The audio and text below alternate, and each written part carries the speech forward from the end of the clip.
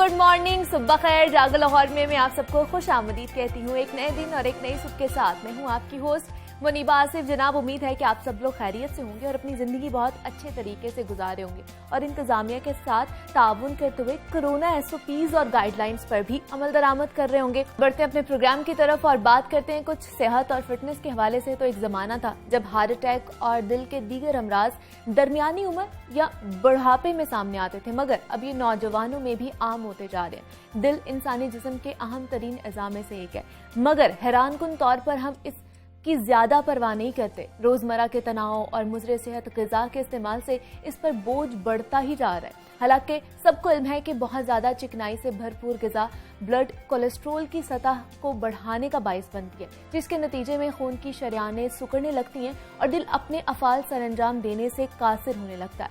इसका नतीजा heart attack या अमराज़ क़ल्ब की शक्ल में निकलता है। लेकिन हम लोग फिर भी चिकनाई वाली चीजें खाने से बाज नहीं आते और रमजान में तो वैसे भी तली हुई और चिकनाई वाली चीजों का इस्तेमाल काफी ज्यादा बढ़ जाता है और खास तौर पर इफ्तार के औकात में समोसे, पकोड़े, चिप्स दस्तरखान की जिन्नत बनते हैं, जिनके साथ साथ ठंडे मशरूबात का इस्तेमाल भी किया जाता है, जो दिल के अमराज का सबब बन सकता है। माह रमजान में दिल के अमराज से महफूज रहने के लिए किन किन ग़िज़ाओं का इस्तेमाल करना चाहिए और किन से इज्तनाब करना चाहिए, और खास तौर पर कहवे का रमजान में इस्तेमाल कितना मुफीद हो सकता है, इस पर हम बात करेंगे। हमारे साथ मौजूद है माहिर ग़िज़ायात आयशा नासिर। आयशा, खुश आमदीद कहती हूँ मैं आपको जागो लाहौर में। कैसी हैं आप? मैं बिल्कुल ठीक, आप कैसी? मैं भी बिल्कुल ठीक ठाक हूँ। आयशा, रोजे कैसे गुजरे हैं?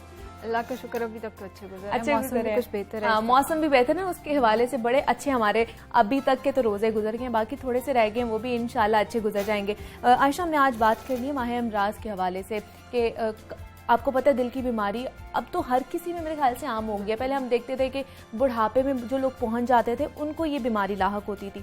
तो क्या लगता है माह अमराज का एक जो सबब है वो हमारी खुराक पर भी है?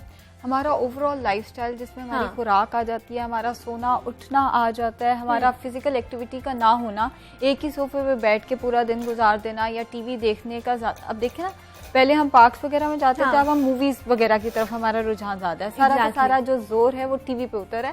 अभी भी लॉकडाउन दोबारा आ गया है, सबका ध्यान नेटफ्लिक्स की तरफ जाना है, सबका ध्यान टीवी की तरफ जाना है।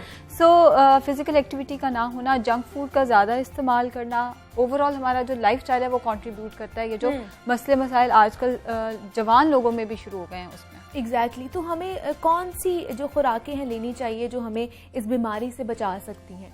देखिए, सिर्फ एक या दो खुराक को ठीक कर लेना, जैसे बादाम और अखरोट आपको दिल की बीमारियों से बचाते हैं। लेकिन अगर आप बादाम और अखरोट तो सुबह उठते साथ ही निहार मुंह इस्तेमाल कर रहे हैं और रात का खाना आप बहुत ज़्यादा हैवी खा रहे हैं तो कोई फ़ायदा नहीं होने वाला। ओवरऑल आपने अपने मज़हब को अगर हम फॉलो करना शुरू कर देना तो हमारे आधे मसले हल हो जाएंगे। हमारा मज़हब ये कहता है नाश्ता बादशाह की तरह, दोपहर का खाना वजीर की तरह, रात का खाना फकीर की तरह खाया जाए। हम लोग क्या करते हैं, नाश्ता करने का टाइम नहीं है, नाश्ता छोड़ दिया हमने, दोपहर का खाना ऑफिस में बैठे हैं तो बाहर से ऑर्डर कर लिया और रात का खाना इतना हैवी खाया भरपूर तरीके से खा लिया। वही तो हमने फैमिली के साथ खाना है, जिसकी वजह से दिल की बीमारियां जो हैं बढ़ रही हैं। रात को जो आप खाना खाते हैं वो कभी भी बर्न नहीं होता, वो फैट की फॉर्म में स्टोर होता है, जिसकी वजह से रात का खाना कम से कम होना चाहिए।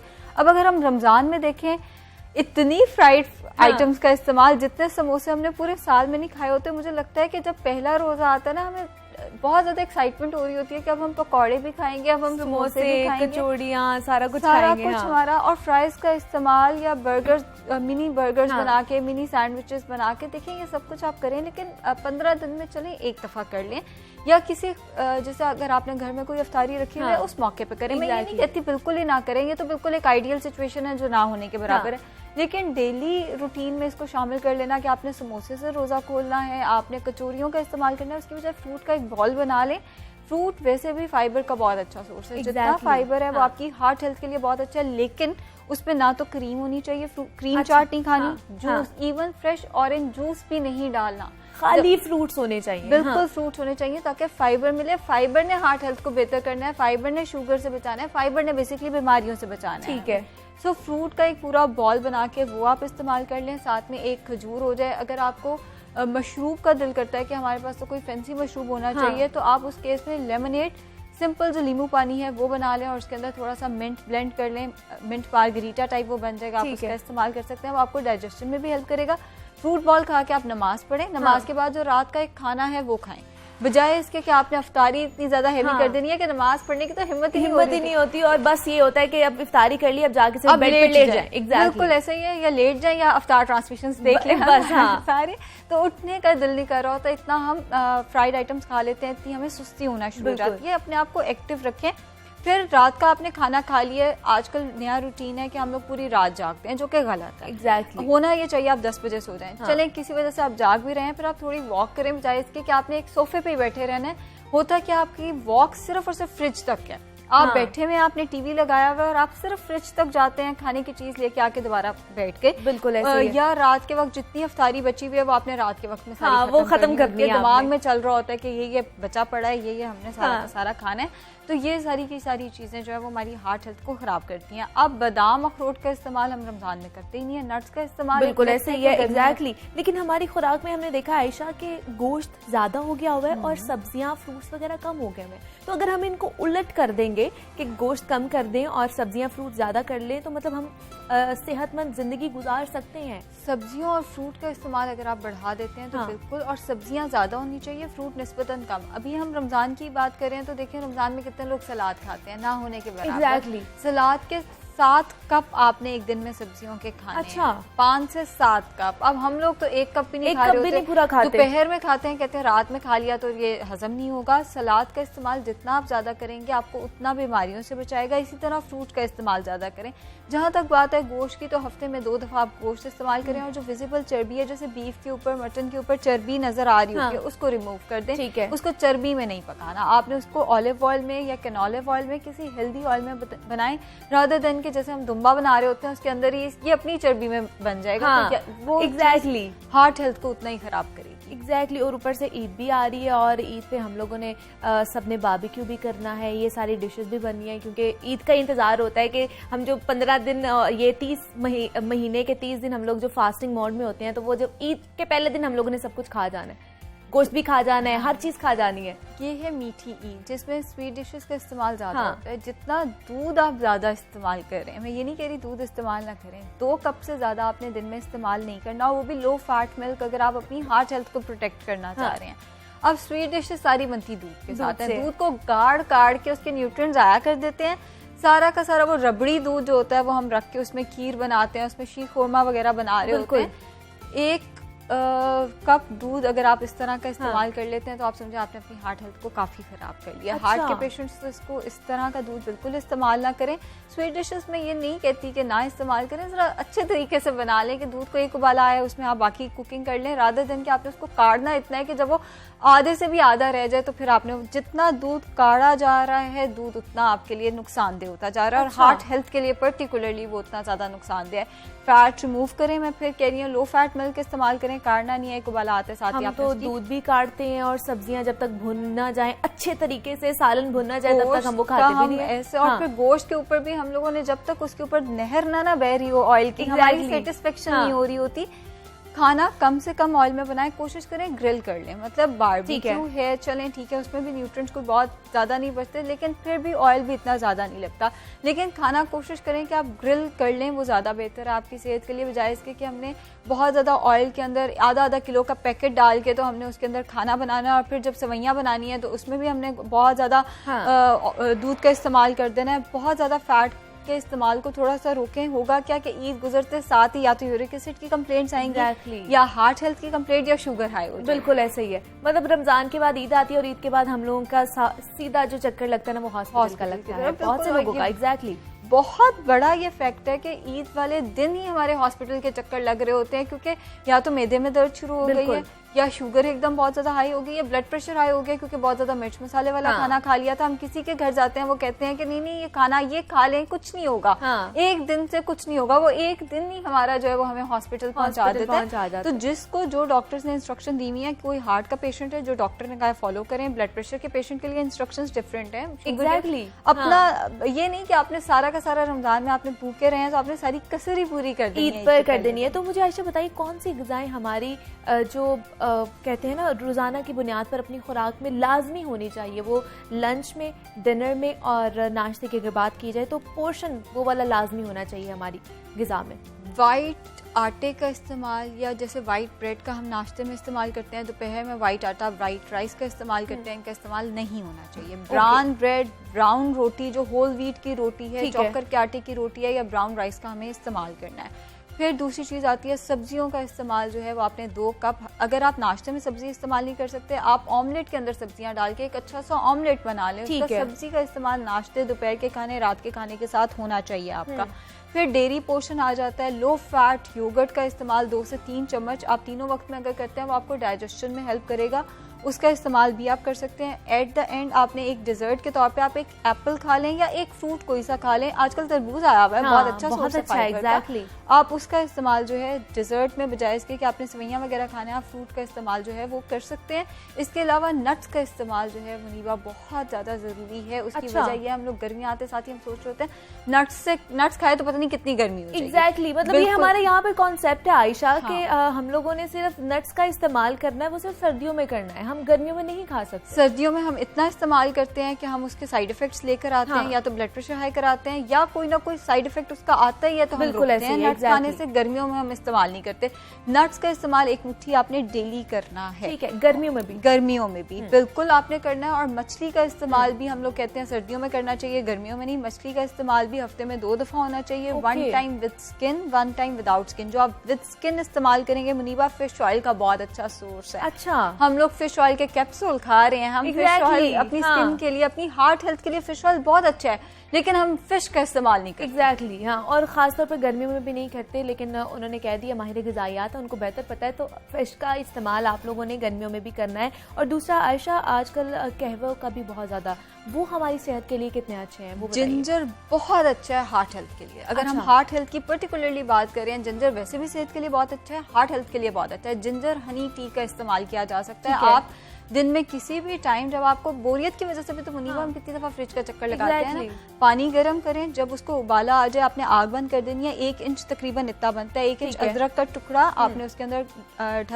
ढांक के रख देना है, और उसके बाद आपने उसमें 1 चाय का चम्मच शहद डाल के वो पी लेना है। ठीक है, हार्ट हेल्थ के लिए भी बहुत अच्छा है। अगर किसी को गले की खराश हुई हुई है तो उसके लिए भी ये बहुत ज्यादा फायदेमंद है। फिर आ जाता है पेपरमिंट टी का इस्तेमाल, सौंफ, इलायची, पुदीने का कहवा, वो भी डाइजेशन में हेल्प करता है, वो भी बहुत सारी डाइजेशन से रिलेटेड इश्यूज के लिए बहुत अच्छा है। सिनेमन, दालचीनी का कहवा अगर आप पीते हैं, जीरे का कहवा पीते हैं, तो वो भी आपकी हार्ट हेल्थ के लिए बहुत अच्छा है। कहवों का इस्तेमाल करना चाहिए, लेकिन लेकिन लेकिन लेकिन क्वांटिटी देखनी है। जरूरत से ज्यादा किसी भी चीज का इस्तेमाल करेंगे वो आपको साइड इफेक्ट ज्यादा देने लग जाएगी। दालचीनी की मैंने बात की, 1 इंच की बजाय इसको 2 इंच कर लें। ब्लड प्रेशर देखिएगा कितने हाई हो जाता है। 1 इंच का इस्तेमाल करना है। जीरा है, 1 चुटकी जीरा आपने गर्म पानी में डाल के उसका इस्तेमाल करना है। अलसी का अक्सर लोग कहवा पी रहे होते हैं, अलसी बूस्टर टी के। दिन में कितने कप हम पी सकते हैं? कहवा आप डिफरेंट अगर इस्तेमाल करते हैं, जैसे सुबह आपने सिनेमन का इस्तेमाल कर लिया, शाम में आपने जीरे का इस्तेमाल कर लिया, रात में आपने पेपरमिंट का, 2 से 3 कप बहुत ज्यादा है। फिर इसके साथ ये नहीं कि ये भी पी रहे हैं और ग्रीन टी भी पी रहे हैं। आप ग्रीन टी के अंदर एक ही कहवा पीना है। आप ग्रीन टी के अंदर बेशक सिनेमन शामिल कर लें। एक वक्त में मतलब एक दिन में आपने 2 से 3 कप से ज्यादा कहवे इस्तेमाल नहीं करने। और ये ना हो कि कहवे भी चल रहे हैं, ग्रीन टी भी, बेशक इन्हें मिक्स कर लें, लेकिन 3 कप से ज्यादा। तो ये ना हो कि आप सारा कुछ ही एक साथ ही खा पी रहे हैं और वो आपकी सेहत के लिए ज्यादा, मुंह पे पिंपल्स निकले, वो आपकी सेहत को ज्यादा खराब कर दे। आयशा नासिर हमारे साथ मौजूद थी। आयशा, बहुत शुक्रिया आपका, न्यूट्रिशनिस्ट थी, और उनका भी ये कहना है जनाब के एतदाल में रहकर आप लोगों ने खाना है, अपनी सेहत का ख्याल रखना है, क्योंकि सेहत है तो जिंदगी है। यहाँ वक्त तो एक छोटी सी ब्रेक का, मिलते हैं इस ब्रेक के बाद।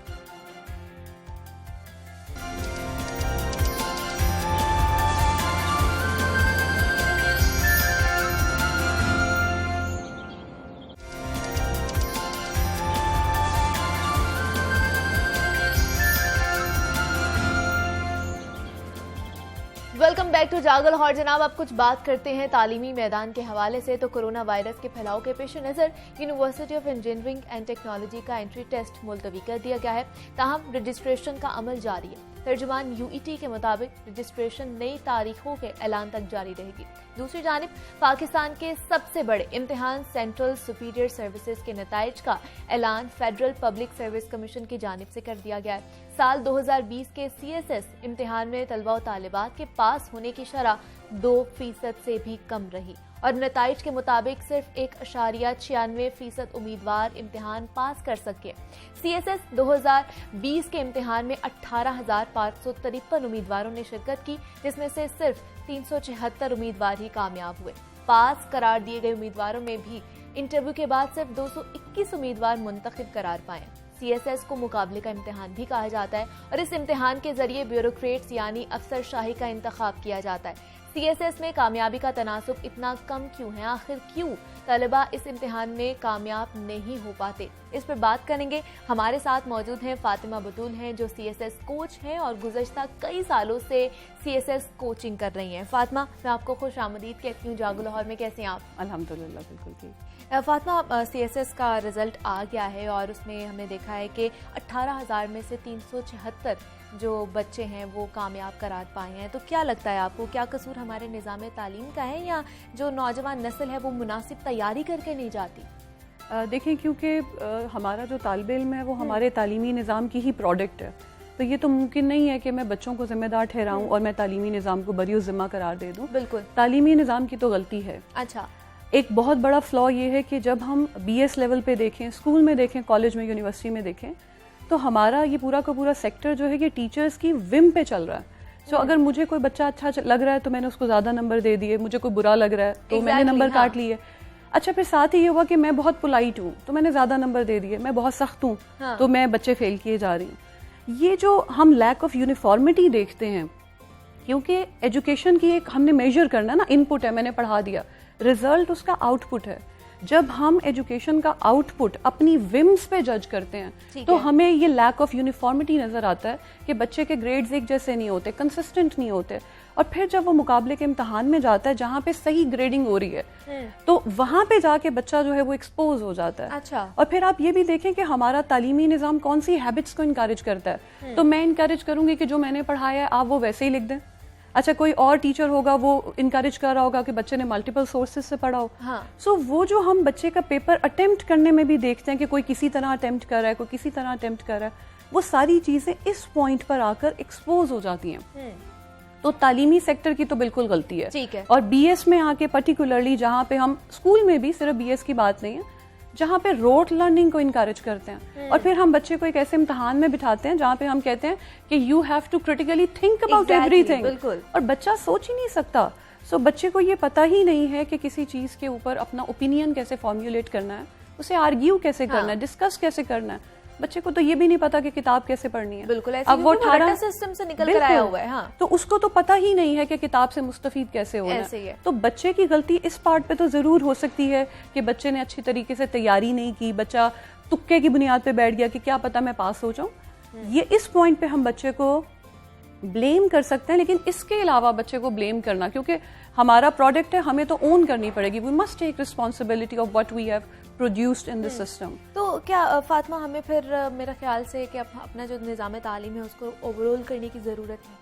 बिल्कुल कर भी रहे हैं। देखिए, single national curriculum is there, तो एक यूनिफॉर्मिटी तो आ रही है। अच्छा। लेकिन क्योंकि अभी वो बिल्कुल बेसिक ग्रेड से शुरू हुई है, तो पहले वो पहली 5 जमातें, फिर वो 8 तक जाएंगे, फिर 12 तक आएंगे। It is going to take some time. लेकिन अच्छी बात यह है कि ये चीजें अब एक्सपोज हो रही हैं ज्यादा। रिजल्ट की परसेंटेज हमेशा से यही रही है। हाँ। लेकिन अब ये इतना एक्सपोज होता है और सोशल मीडिया पे और हमारे मेन स्ट्रीम मीडिया पे हाईलाइट होता है, तो जिससे हम ये देखते हैं कि भाई क्वालिटी ऑफ एजुकेशन जो है वो कितनी खराब है, कितनी पुअर है। हाँ। और पर्टिकुलरली CSS में, क्योंकि यही परसेंटेज, बल्कि इससे ज्यादा बच्चे अप्लाई करेंगे लेक्चरर के लिए, वो तहसीलदार के लिए, AD के लिए। हाँ। लेकिन वहां पे इस लेवल पे हाईलाइट नहीं होता। CSS में आके ये इतने बड़े लेवल पे हाईलाइट होता है कि हम एक्सपोज हो जाते हैं कि हमारा एक आउटपुट है और वो बच्चा हमारे ही इम्तिहान में परफॉर्म नहीं कर पा रहा। Exactly. तो अगर हम उसे किसी इंटरनेशनल इम्तिहान में बिठा दें, गैट में या कहीं और, तो वहां पे हमारे बच्चा कैसे परफॉर्म करेगा? बिल्कुल ऐसे। So that is a very अलमिया कह सकते हैं कि हमारे यहाँ का निज़ाम तालीम का एक अलमिया है कि जो हमें ठीक करने की ज़रूरत है। तो फातिमा, क्या एक ये भी मसला आ रहा है कि ज़्यादा तलबा इसलिए भी फेल हो रहे हैं कि वो जो सब्जेक्ट्स उन्होंने चूज़ करने उनको वो नहीं समझ आती कि उनको कौन कौन से मज़ामीन जो है वो उनका इंतखाब करना चाहिए? हाँ, ये एक बात है। हाँ। देखें, क्योंकि कंपलसरी सब्जेक्ट्स तो वो हैं जो कि हमने कॉलेज में भी कंपलसरी पढ़े। हमारे BS में भी 4 सेमेस्टर्स तक आपको ये सब्जेक्ट्स पढ़ाए जाते हैं। पाकिस्तान स्टडीज, इस्लामियात, इंग्लिश। एग्जैक्टली। ये तो हमारा एक हिस्सा है बेसिक एजुकेशन का। जहाँ पे ऑप्शनल आता है तो वहाँ पे मैंने जिस सब्जेक्ट में ग्रेजुएशन की मैंने एक तो वो पिक कर लिया। ठीक है। अब उसके अलावा जो बाकी सब्जेक्ट्स पिक करने हैं वो एक तो है मार्केट का ट्रेंड, क्योंकि मैं एक सब्जेक्ट पढ़ा रही हूँ तो मेरे पास जितने बच्चे आएंगे मैं कहूँगी यही सब्जेक्ट रखना।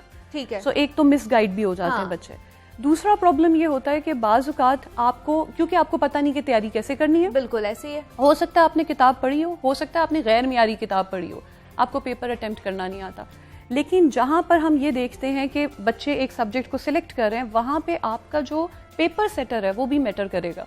जैसे इंडो पाक हिस्ट्री एक ऑप्शनल सब्जेक्ट है, लास्ट ईयर उसका जो पेपर आया वो पीएचडी लेवल का था। अच्छा। उसमें वो सवाल पूछे गए जो कि हम यूनिवर्सिटी में हमने अपने बच्चे को पढ़ाया ही नहीं है। बिल्कुल। तो फिर हम कैसे, मतलब हम तो ग्रेजुएशन लेवल सेट किया है ना। एग्जैक्टली। तो मैं एक इम्तिहान में जिसका मुझे बेसिक पता है कि जी ये क्राइटेरियन है, इस लेवल का बच्चा है, मैं वहां पे पीएचडी के सवाल कैसे पूछ सकती हूँ? बिल्कुल ऐसे ही है। अगेन आपका पेपर मतलब दोनों साइडों से प्रॉब्लम है। और हाँ। इसमें फिर कमीशन बहुत इन्वॉल्व हो जाता है कि एफपीएससी क्या कर रहा है। अच्छा। सो इस दफा जब हम इंडो पाक का पेपर देखते हैं हाँ। तो जो पिछले एग्जामिनर ने पेपर सेट किया था, इस पेपर में उनकी तरफ से 2 सवाल हैं। अच्छा। बाकी उन्होंने दीगर एग्जामिनर से या दीगर टीचर्स को कंसल्ट करके उनसे पेपर जो है they gave a more balanced paper. So bad luck हो सकती है, bad luck in the sense कि आपका पेपर सेटर जो है वो एक बहुत, क्योंकि उसका लेवल हाई होगा। Exactly, तो वो हाँ। अपने लेवल पे सोच रहा है, उसने एक डिफिकल्ट पेपर जो है वो सेट कर दिया, that could be a problem. लेकिन जब मुश्किल भी पेपर होता है ना तब भी बच्चे पास होते हैं। तो हम देखते हैं कि भी अगर हजारों बच्चा फेल हो रहा है तो बच्चा वहीं पे है जो 65 नंबर भी लेता है, 70 नंबर भी लेता है, 80 तक चला जाता है। सो वो जो क्रीम है दैट स्टेज देयर। अच्छा। वो जो हमारे अच्छे वाले बच्चे हैं वो सरवाइव कर रहे होते हैं, लेकिन अगर बैड लक भी हो जाती है you can rectify that mistake in your second attempt. बिल्कुल ऐसे लेकिन सब्जेक्ट की सिलेक्शन इसलिए मैटर करती है कि आपको ये पता हो कि जो सब्जेक्ट आपने चूज किया है उसमें किस तरह के सवाल पूछे जाते हैं और सवाल का जवाब किस तरह से देना है। अब अगर मैंने एक लोकल किताब उठाई और उसमें से मुझे रटे बने बनाए जवाब मिल गए और मैं सोच रही हूँ कि पेपर में जाके मैं कॉपी पेस्ट कर दूंगी, it is not going to work like that. अच्छा। और फिर यहाँ पे एग्जामिनर क्या करे, उसने फेल कर देना, क्योंकि वो आपके साथ लीनियंट नहीं है।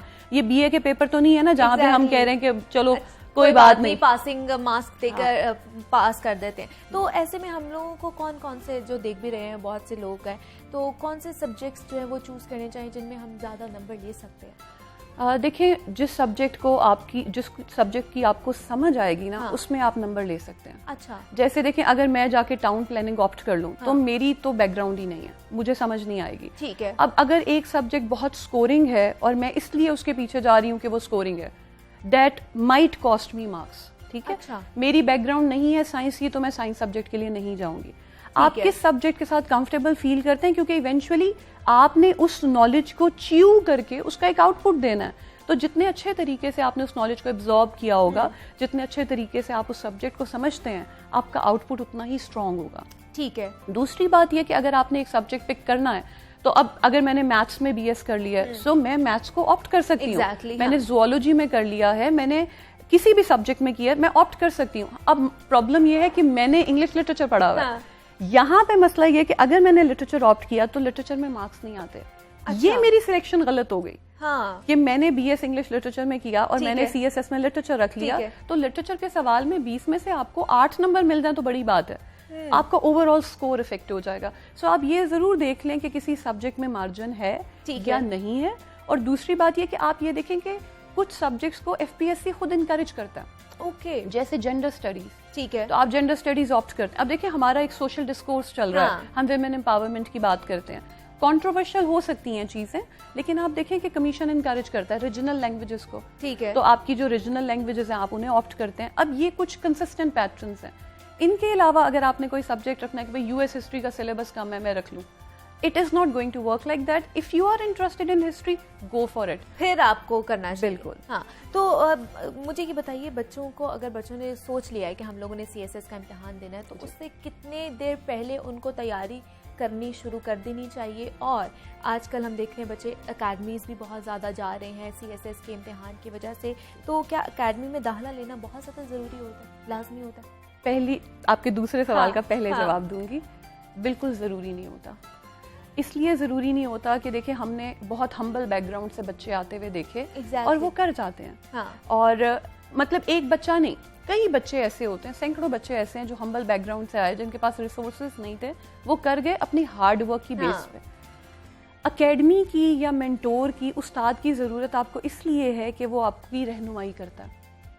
लेकिन क्योंकि हम एक मार्केट में बैठे हैं, इस मार्केट में हर उस्ताद अपने आप को प्रमोट करता है। एग्जैक्टली। यहाँ पे भी आपको क्रिटिकली इवैल्यूएट करना है कि कौन उस्ताद आपको क्या ऑफर कर रहा है। एकेडमी जाने से ये होता है कि आपको सारे सब्जेक्ट्स मिल जाते हैं, लेकिन अगेन पक्की पकाई खीर यहाँ पे नहीं चलेगी। आप इंजॉय करेंगे कि अच्छा मुझे ये सारे नोट्स मिल गए, मैंने कर लिया। हाँ। लेकिन एक एकेडमी के एक बैच में 50 बच्चा बैठा है, हर महीने में 2-2 3-3 बैच हो रहे हैं। बिल्कुल। लेकिन पासिंग रेशो क्या है? पासिंग रेशो तो कुछ भी नहीं है। बिल्कुल। तो अगर एकेडमी से ही बच्चा निकलता तो यहाँ पे तो हजारों बच्चा पास कर जाता।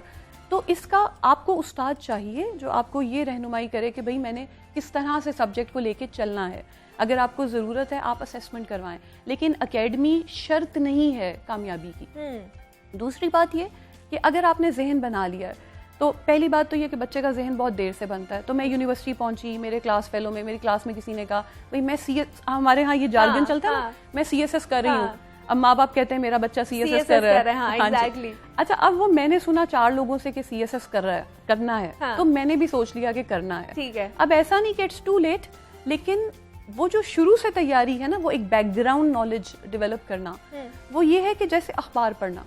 अब आप देखें कि जो बच्चे CSS कर रहे होते हैं उनके घर अखबार आ रहा होता है। exactly. जब वो CSS कर लेते हैं तो अखबार बंद हो जाता है। हाँ. अब ये देखेंगे कितनी अजीब सी बात है, यानी हमें डे टू डे लाइफ में करंट अफेयर्स के साथ हमें इन टच रहने की जरूरत ही नहीं है। बिल्कुल। यानी कितनी बुरी आदत है हाँ. ये। तो अगर आपने करना है, और वैसे भी जिंदगी में भी कि अगर आपने CSS नहीं भी करना तो कम से कम आप अखबार तो पढ़ें, ठीक है। आपके इर्द गिर्द क्या हो रहा है आपको पता बिल्कुल होना आपको चाहिए। पता, और ये शऊर होना चाहिए कि आपके मुआशरे में कौन सी तब्दीलियां जन्म ले रही हैं। बिल्कुल ऐसे ही है। CSS में भी जब सवाल आते हैं तो वो आपके मुआशरे के मुतल्लिक आते हैं। वो आपसे अगर सोशियोलॉजी भी पूछ रहे हैं तो आपके मुआशरे से रिलेट होती हैं चीजें, जेंडर स्टडीज में भी रिलेट होती हैं। तो एक तो अखबार पढ़ें। ठीक है। दूसरी बात ये कि जब भी कोई किताब पढ़ें, देखें आपका उस्ताद अच्छा है या नहीं है। जब आप उस्ताद पे सवाल करते हैं ना, तो एक पॉइंट पे उस्ताद भी सोचता है कि मैं इन बच्चों को जवाब दूं। हाँ। सो आपका भी आउटपुट मैटर करता है क्लासरूम के अंदर। तो उस्ताद से इल्म निकलवाएं, और जो किताब आपको लगवाई जा रही है ना सोचें कि मैं BA कर लूं बस, तो इसके बाद मैं पढ़ूंगा जब मैंने CSS करना है। नहीं, आपके रास्ते में जो भी किताब आती है उसको पढ़ें, उसे सोचें। अगर आप एक पैराग्राफ पढ़ रहे हैं तो उसे पढ़ के सोचें कि इसमें कहा क्या है।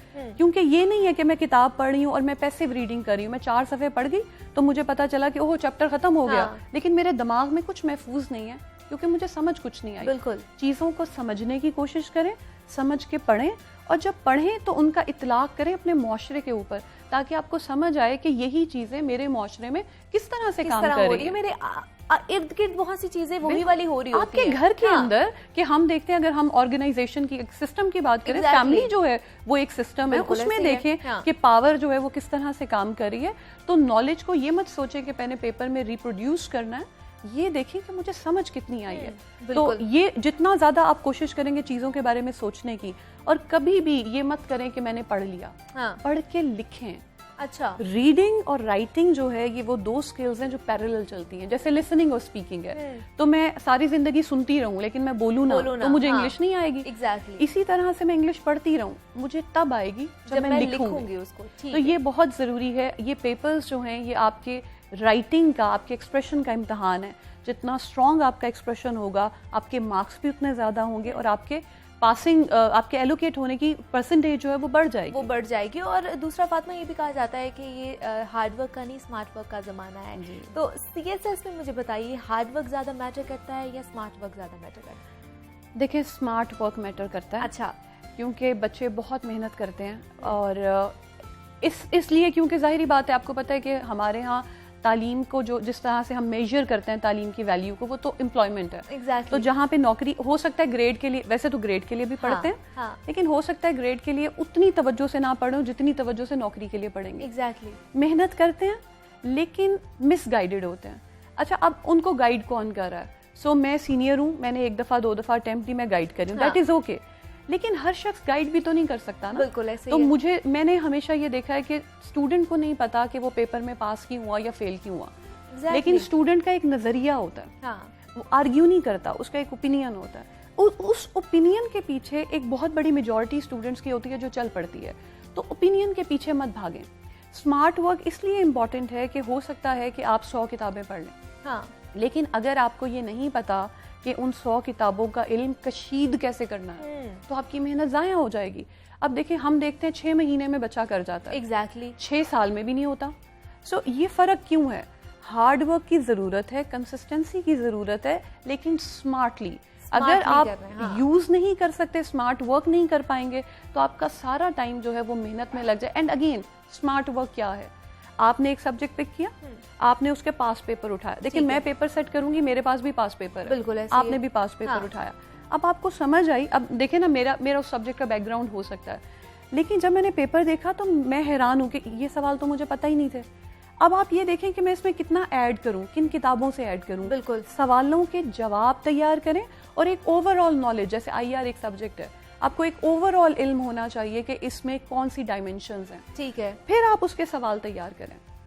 और ये नहीं है, मतलब मैं आपसे ये नहीं कह रही कि आपने खाना पूरी करनी है, लेकिन अच्छे तरीके से 3-4 दिन लगा के एक एक सवाल जब आप तैयार करेंगे तो आपने उसकी 10 डायमेंशंस तैयार कर ली। हाँ, अब आपकी तैयारी सही, और जब आपने तैयारी कर ली, आप उस्ताद के पास जाएं। Subject specialist is very important. ठीक है, आप सीएसपी से एवेल्युएट करवा सकते हैं, वो आपको पेपर अटेम्प्ट करने का तरीका बता सकता है, लेकिन पेपर चेक तो उस्ताद कर रहा है। उस्ताद कर रहा है। जब आप उस्ताद के पास जाएंगे तो उस्ताद आपको बताएगा कि इसमें टेक्निकल मसाइल क्या हैं। जैसे मैं इंग्लिश पढ़ाती हूँ, तो मैं आपको बता सकती हूँ कि इंग्लिश के एस्से में स्ट्रक्चर क्या है, कोहेरेंस क्या है, लेकिन वो आपको एक बच्चा नहीं बता सकेगा कि इसमें मसला क्या आ रहा है या क्रिटिकल फ्रेमवर्क क्या है। बिल्कुल, आप उस्ताद को चेक कराएं, उस्ताद का ओपिनियन लें, और ये देखें कि उस्ताद आपको टाइम कितना देता है, आपको तवज्जो देता है। ये तो नहीं है कि बहुत एक बड़े लेवल के ऊपर एक काम चल रहा है जिसमें इंडिविजुअल अटेंशन जो है वो स्टूडेंट को नहीं मिल रही। तो हार्ड वर्क ज़रूर करें, लेकिन स्मार्ट वर्क नहीं करेंगे तो आपको इस हजूम में ना रास्ता ढूंढने में ज़रा टाइम ज़्यादा लगेगा और टाइम टेकिंग प्रोसेस हो जाएगा आपके लिए। जिस तरह आपने कहा फातिमा के और भी बहुत कुछ हम लोगों को जनरल नॉलेज के लिए पढ़ना पड़ता है, तो सिलेबस के अलावा कौन कौन सी किताबें जो हैं वो स्टूडेंट्स को पढ़नी चाहिए ताकि उनकी जनरल नॉलेज में इजाफा हो जाए? देखिए, सबसे पहले तो पाकिस्तान के बारे में, ठीक है, कि अभी अगर हम किसी स्टूडेंट से पूछ भी लें कि भाई पाकिस्तान के बारे में कुछ बताएं या पाकिस्तान में क्या अच्छी चीज़ें हैं, स्टूडेंट ब्लैंक होगा। बिल्कुल, तो आपको पता होना चाहिए पाकिस्तान के बारे में। जैसे पाकिस्तान अ न्यू हिस्ट्री एक ऑक्सफोर्ड की किताब है। There are so many other books. एक तो आपको पाकिस्तान के बारे में पता होना चाहिए, पाकिस्तान के सूबों के बारे में भी, पाकिस्तान के लैंडमार्क्स के बारे में, पाकिस्तान की स्ट्रेटेजिक लोकेशन के बारे में, एक ओवरऑल आपका पाकिस्तान के बारे में नॉलेज होना चाहिए। फिर हम चले जाएं दुनिया के ऊपर, तो आपको इंटरनेशनल कम्युनिटी के बारे में पता हो, इंटरनेशनल सोसाइटी क्या है। सो आईआर का बेसिक जो एक नॉलेज है वो, इसलिए बेशक आप आईआर को एज अ सब्जेक्ट ऑप्ट ना करें, ठीक है, लेकिन करंट अफेयर्स में भी तो आपको चाहिए ना कि पाकिस्तान यूएस के कहने पे ऐसा क्यों करता है। सो वो आपको समझने के लिए आईआर को देखना पड़ेगा। तो एक बेसिक नॉलेज आईआर का। ठीक है, फिर वर्ल्ड हिस्ट्री। देखिए, अब वर्ल्ड वॉर 2 जो है उसने वेस्ट में बहुत सारी चीज़ों को डिटरमिन किया। बिल्कुल, अगर आपको वर्ल्ड हिस्ट्री नहीं पता, आज हम बैठे हुए पाकिस्तान में औरत मार्च की बात करते हैं, लेकिन देखिए हमें नहीं पता कि फर्स्ट वेव ऑफ फेमिनिज्म के बारे में। मैं वर्ल्ड हिस्ट्री पढ़ूंगी तो मुझे पता चलेगा कि कैसे अर्ली 20th सेंचुरी में एक पूरी मूवमेंट जो है वो पॉलिटिकल राइट्स के लिए शुरू हो जाती है। बिल्कुल, सो वर्ल्ड हिस्ट्री बहुत ज़रूरी है ताकि आप इवेंट्स को रिलेट कर सकें। बिल्कुल ऐसे ही है, और अपने जो स्किल्स हैं उनको इन्हांस भी इसी तरह करेंगे कि आप अपनी जो ग्रिप है वो पहले देख लें कि आपकी ज़्यादा सब्जेक्ट्स पर कौन सी ग्रिप है। फातिमा बतूल हमारे साथ मौजूद थी, CSS कोच हैं। फातिमा, बहुत शुक्रिया कि आपने हमें वक्त दिया और आप इतनी अच्छी अच्छी टिप्स हमें देकर जा रही हैं। तो उम्मीद करती हूँ कि आप लोगों के जो वो कन्फ्यूजन है ना, थोड़ी जो अगले साल बहुत से बच्चों ने या तैयारी शुरू कर दी होगी इसके लिए, तो उनको बहुत ही फ़ायदा होगा इन टिप्स के हवाले से। यहाँ वक्त तो एक थोड़ी सी ब्रेक का मिलते हैं, इस ब्रेक के बाद।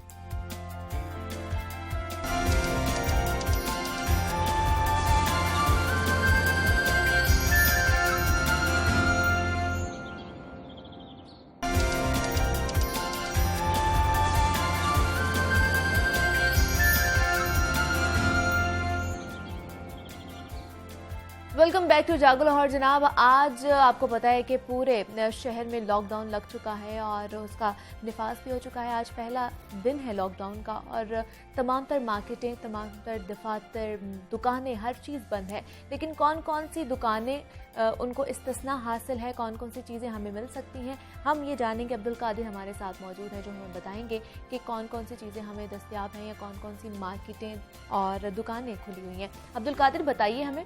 आज बिल्कुल हुकूमत की जानिब से कोरोना केसेस को जो बढ़ते हुए कोरोना केसेस हैं इनको कंट्रोल करने के लिए आज से शहर भर में 9 रोज के लिए लॉकडाउन का जो है वो बाकायदा नफाज कर दिया गया है। 8 मई है आज और आज से 16 मई तक जो है तमाम markets, wholesale market, retail market, कारोबारी मराकज़ और कमर्शियल अदारे जो हैं मुकम्मल तौर पर बंद रहेंगे।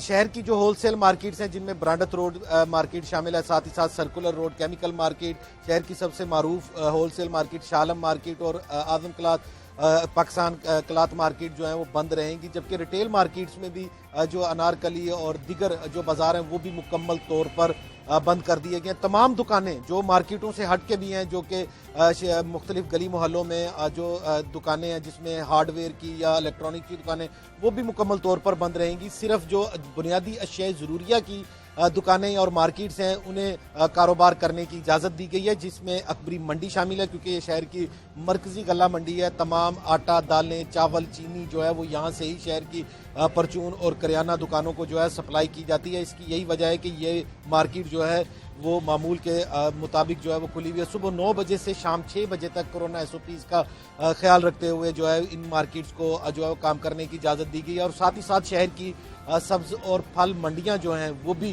उन्हें भी जो है वो इस्तिस्ना दिया गया है, जिसमें बदामी बाग सब्ज मंडी शामिल है और साथ जो है वो सिंहपुरा सब्ज मंडी शामिल है और काना सब्ज मंडी के साथ जो है मुल्तान रोड सब्ज मंडी को भी जो है वो कारोबार की इजाज़त दी गई है। टुलिंगटन मार्केट को भी जो है वो इस्तिस्ना दिया गया है, जो कि शहर की मरकजी ब्राइलर मार्केट है। टुलिंगटन मार्केट के इंतज़ामिया की जानिब से सुबह 5 बजे से 9 बजे तक जो है वो होलसेल के लिए जो है वो खोली गई है। साथ ही साथ 9 बजे से शाम 6 बजे तक रिटेल मार्केट के तौर पर भी टुलिंगटन मार्केट जो है वो काम करेगी। और शहर की जितनी भी मीट शॉप है जिसमें ब्राइलर, मटन और बीफ शामिल हैं, इन्हें भी सुबह 9 बजे से शाम 6 बजे तक जो है वो खुला रखने की इजाज़त दी गई है। Kirana, general store, grocery store और परचून दुकानें जो हैं इन्हें अभी काम करने की इजाज़त दी गई है सुबह 9 बजे से शाम 6 बजे तक। और कोरोना SOPs पर अमल दरामद को जो है वो शर्त रखा गया। और साथ ही अगर बात की जाए जो तनूर हैं और साथ मेडिकल स्टोर या फार्मेसीज हैं और पेट्रोल पंप्स हैं, इन्हें 24/7 यानी कि 2400 घंटे जो है वो काम करने की इजाज़त दी गई है।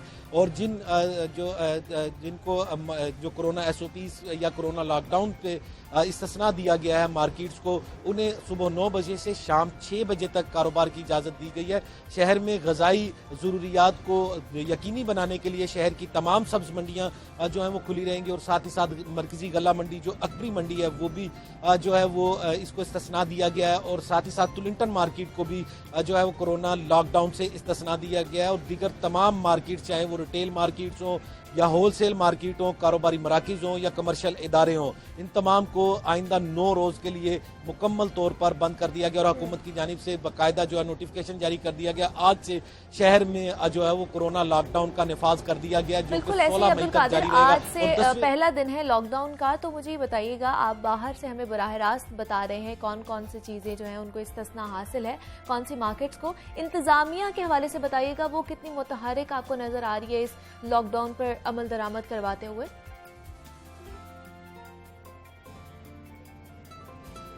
जी बिल्कुल, अभी तो सुबह का टाइम है। जैसे ही हम जो है वो यहाँ पर आए तो शालम मार्केट, ब्रांडत रोड, मैकलोड रोड, ये तमाम मार्केट्स बंद नजर आई।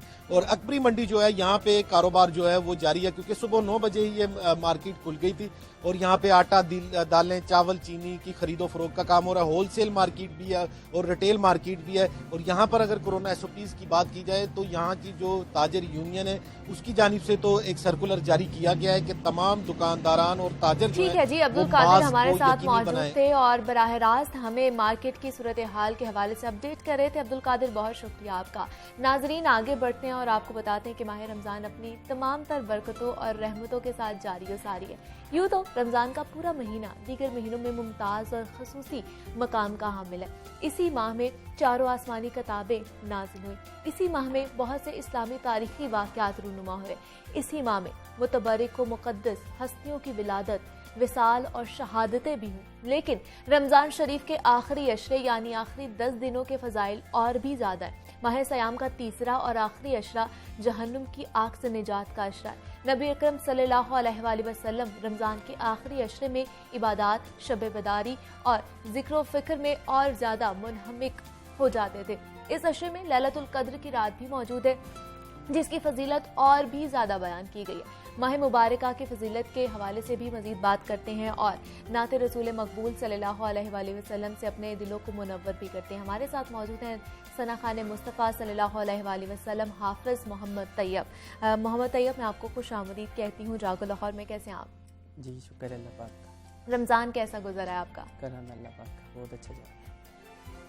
तैयब, मुझे बताइएगा पहली नात कब आपने पढ़ी, मतलब याद है पहली नात कौन सी उम्र में आपने पढ़ी थी? जी उस वक्त मेरे वालिद साहब जो है वो मैं उनकी उंगली पकड़ के जो है मस्जिद में जाया करता था। अच्छा। उस वक्त पहली नात हाँ। मस्जिद में पढ़ी थी मैं। ठीक है, क्या उम्र क्या थी आपकी? उस वक्त मेरी उम्र तकरीबन 7 या 8 साल हो। 7 या 8 साल। जी। और अब्बा जी की जो है वो सरपरस्ती में जी जो अब्बा जी ये की की, सरपरस्ती। तो किससे सीखा, किससे नात खानी का? सीखा किसी से भी नहीं, बस छोटे होते घर में टीवी पे जो नाते चलती होती थी। अच्छा। तो सुन सुन के ही बस शौक पैदा हो गया। उन्हीं से सुन के और जी। फिर खुद ही वो पढ़ना शुरू शौक कर दिया। बेदार जी। हुआ और आपने उसको लेकर आगे चले। जी। तो पहले क्या सुनाने जा रहे हैं आज आप हमें? पहले हमदे बारी ताला सुना। ठीक है, जरूर। अल्लाहु जल्ला जलालुहु, अल्लाहु जल्ला जलालुहु, तेरी शान अम्मान वालुहु, तेरी शान अम्मान वालुहु, अल्लाहु जल्ला जलालुहु। और तेरे नाम पे मेरे खुदा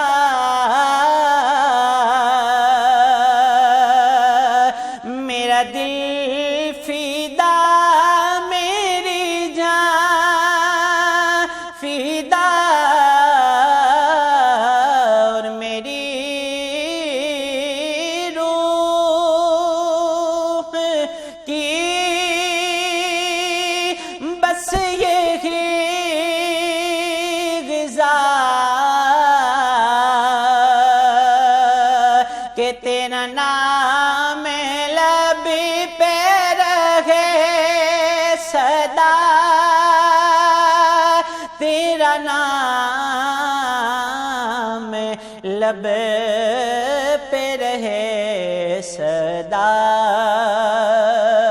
हो तेरी रज़ा मेरी आरज़ू, हो तेरी रज़ा मेरी आरज़ू, अल्लाहु जल्ला जलालुहु।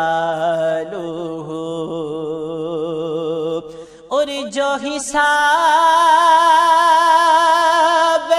रोज़े हिसाब हो, मेरे दाएं हाथ किताब हो, और मेरे लब पे नात जनाब हो, न सवाल हो ना जवाब हो, ना सवाल हो न जवाब हो,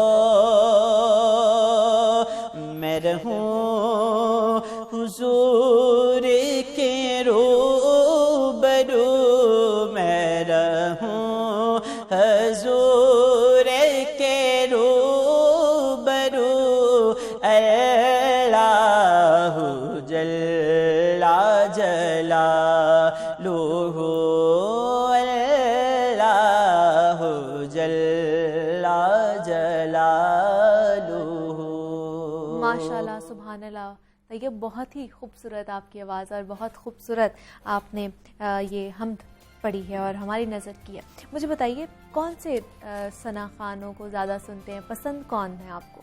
मैं सबसे ज़्यादा सैयद ज़बीब मसूद शाह साहब और खालिद हुसैन खालिद साहब जो हैं। अच्छा, उनको सुनते हैं, जी। उनकी नातें पसंद करते हैं जी, और पढ़ते भी हैं फिर? पढ़ते भी हैं उनकी हाँ। नातें। जी। तो कोई ऐसा एक यादगार लम्हा आपको याद हो जब आपने नात खानी की हो, वो आज भी आपकी मंजर कशी आप कर सकें हमारे सामने उसका? जी बिल्कुल, दाता हजूर जो है उर्से पाक पे मैंने नात पढ़ी थी जो, अच्छा। तो काफ़ी तादाद में जो मजमा था वहाँ पे, तो उधर जो पढ़ी थी ना तो कैफियत ही कुछ और थी। बिल्कुल ऐसा ही है। बिल्कुल कैफियत ही ना बिल्कुल जो है उस टाइम, एक तो इतनी मतलब कि बड़ी हस्ती का मज़ार पाक था, हाँ। दूसरा उर्से मुबारक का दिन था। अच्छा। और थोड़ा सा बिल्कुल वहाँ पे टाइम मिलता है, हम्म। तो उधर कैफियत ही बहुत कुछ और बन गई थी। बिल्कुल ऐसे ही, और वो आज भी आपको आज याद भी है याद और है, वो हर वक्त इंशाल्लाह याद रहेगी। याद रहेगी, वो आपकी ज़िंदगी के साथ जी, चलती रहेगी। बिल्कुल। तो आगे कौन सी नात जो है वो हमें आप सुनाने वाले हैं? आगे एक कलाम है उर्दू का बहुत ही प्यारा। ठीक है, वो सुनाएंगे आप हमें ज़रूर। जहाँ भी हो वहीं से दो सदा,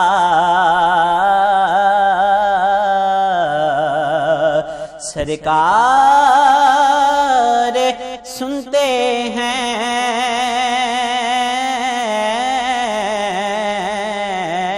जहाँ भी हो वहीं से दो सदा, सरकार सुनते हैं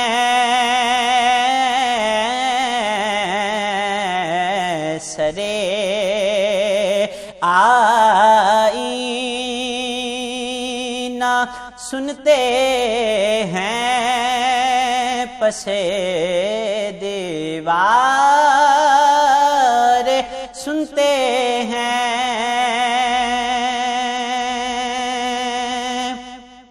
और मुझे हासिल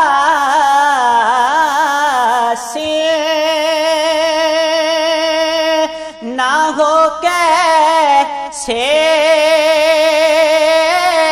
पर जिब्रील का साया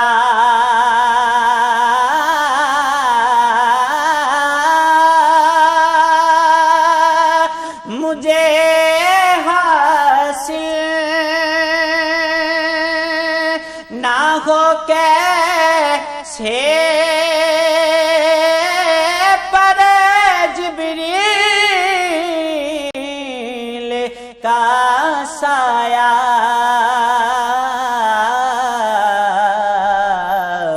मेरी नातें मोहम्मद मुस्तफा सरकार सुनते हैं मेरी नातें मोहम्मद मुस्तफा सरकार सुनते हैं और आप जिंदा हैं हयाते शहमद के साथ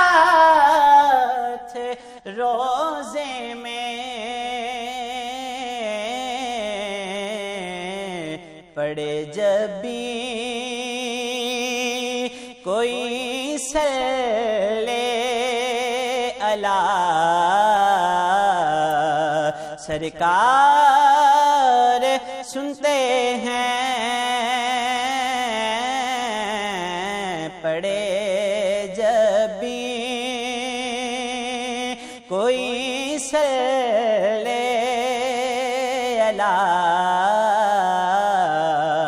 सरकार सुनते हैं। माशाल्लाह, सुभान अल्लाह, बहुत ही खूबसूरत आवाज़ है आपकी मोहम्मद तैयब, और बहुत शुक्रिया आपका कि आपने हमें वक्त दिया और आप यहाँ पर आए और ये महफिल को चार चांद आपने लगा दिए हैं अपनी जो आवाज़ से। आपसे जाते जाते एक और नात भी सुनेंगे। मैं अपने नाजरीन को अल्लाह हाफ़िज़ बोलती चलूँ।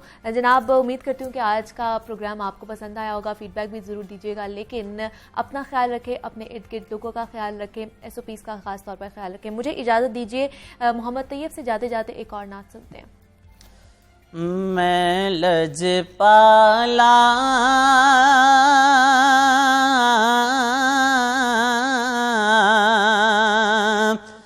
दे लड़ लगियां